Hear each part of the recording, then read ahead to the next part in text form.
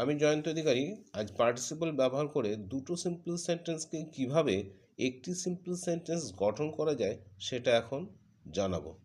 এক্ষেত্রে দুটো বাক্যের প্রথমটা কারণ এবং পরের বাক্যটি ফলাফল বোঝায়। জয়েন করার সময় কারণ বাক্যের সাবজেক্টটিকে তুলে দিয়ে ফাইনাইট ভার্বটিকে যদি আমরা পার্টিসিপল করে দিই, অর্থাৎ V1 প্লাস ইং রূপে প্রকাশ করে দিই, তাহলেই পরের বাক্যটা হুবহু বসিয়ে দিলেই জয়েনিং হয়ে যায়। যেমন নাম্বার 1, হি স মি, হি র্যান অ্যাওয়ে। এখানে আমরা সাবজেক্টটা হি তুলে দিয়ে স এই ভার্বটাকে যদি আমরা পার্টিসিপল সিইং করি তাহলে হয় সিইং মি, এবং পরের বাক্যটা হুবহু যেমন আছে তেমন বসিয়ে দিতে হবে, কমা হি র্যান অ্যাওয়ে। ঠিক একইভাবে number 2, he saw the tiger, he fainted away.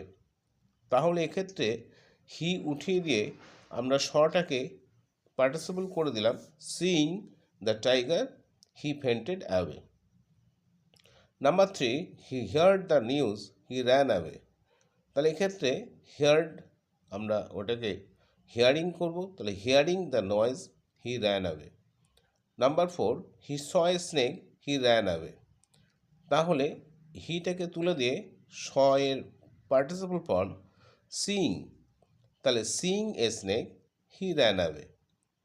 Number 5, he is ill, he can not attend the meeting.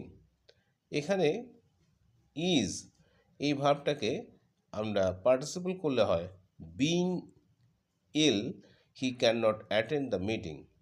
He is unable to come, he made a phone call.